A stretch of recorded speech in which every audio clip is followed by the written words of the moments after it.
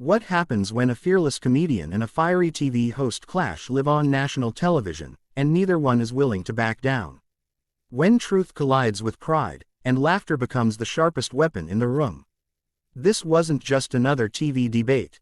This was a cultural earthquake, and by the time it ended, Bill Maher had the crowd roaring, Sunny Hostin speechless, and millions of viewers glued to their screens for days. It all started on a Friday night on Real Time with Bill Maher. The set glowed in deep studio lights, cameras ready, the audience buzzing with curiosity. Everyone knew tonight's lineup was going to be explosive.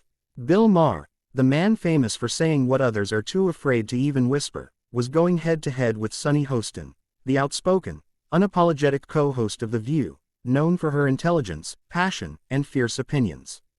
The topic on the table was one that divided the entire country: free speech and cancel culture. It sounded simple, until it wasn't. The air was thick with tension as Bill looked across at Sunny, a small smile forming on his face, the kind that said, "This is going to be fun." "Let's be honest, Bill," Sunny began, her voice calm but sharp as glass.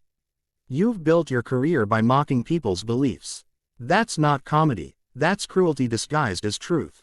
The audience went silent. Even the cameras seemed to freeze for a second. Bill chuckled softly, leaning back with that confident smirk he'd perfected over decades. "Sunny," he said slowly, "you're confusing cruelty with honesty. The difference is, honesty doesn't always sound nice. But it's still the truth."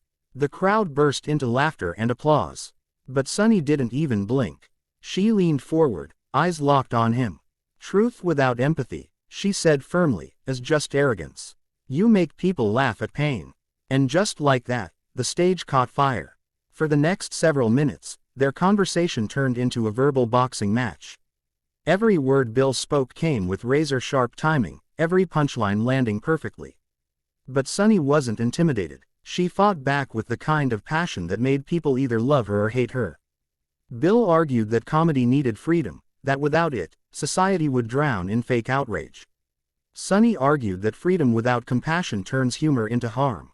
The audience was divided, some cheering Bill's unapologetic honesty, others nodding along to Sunny's heartfelt defense of respect. It wasn't just a debate. It was a reflection of the world outside, people shouting past each other, both believing they were right. Then came the turning point. Sunny looked Bill straight in the eyes and said, "You think you're defending freedom, Bill, but what you're really defending is privilege." The crowd gasped. Even Bill raised an eyebrow. The silence that followed was almost cinematic. Bill leaned forward, this time without a grin. "You know, Sunny," he began, "I've had people try to cancel me for jokes I made 20 years ago, jokes that made sense in that time. But how can we grow if people won't let us change? Comedy is supposed to be dangerous. It's the only place where truth can sneak through the noise."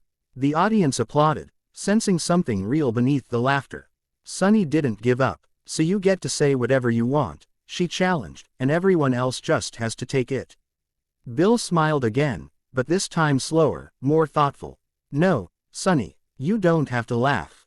But you also don't get to decide what's funny for everyone else. That's not justice, that's control."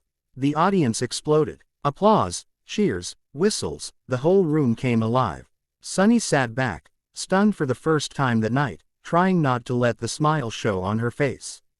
Even she had to admit, that was a line worth remembering. Bill wasn't finished. He looked at the audience, then back at Sunny. "Here's the thing," he said. "We live in a time when everyone wants to feel safe, even from words. But the truth doesn't always feel safe. The truth hurts. That's why we need comedians. We're not here to comfort you. We're here to remind you what reality looks like, even when it stings." The audience stood and clapped again. Even people watching from home could feel the energy, the raw honesty that had been missing from TV for so long. Sunny took a deep breath and said, "Maybe the problem isn't honesty. Maybe it's how people use it, not to wake others up, but to tear them down." Bill nodded, for once not joking. "Fair point," he said. "But if someone's feelings can destroy a joke, maybe the problem isn't the comedian, maybe it's that we've forgotten how to laugh at ourselves." That line hit hard. You could almost hear the collective, "Wow," ripple through the studio. By the end of the show, there was no shouting, no insults, just mutual respect between two people who refused to back down. When the cameras stopped rolling, Bill reached across and shook Sunny's hand. "Good debate," he said. "You're tougher than Twitter gives you credit for." Sunny laughed and replied, "And you're smarter than your critics admit." The clip went viral within hours. It flooded social media feeds, late-night headlines, and millions of YouTube views. Some called it Bill Maher's ultimate mic drop moment. Others praised Sunny for standing her ground. But beyond the noise, something deeper was happening. People were actually talking. Not arguing, not canceling, talking.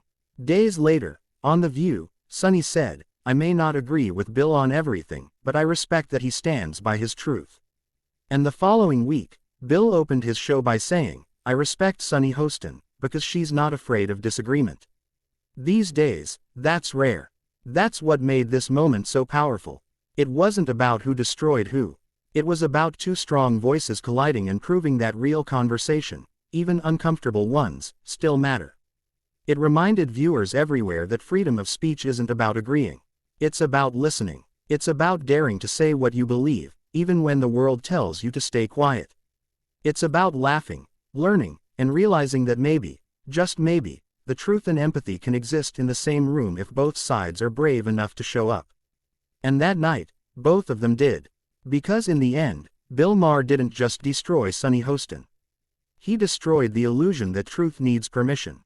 He showed that laughter, even when it hurts, can still wake people up.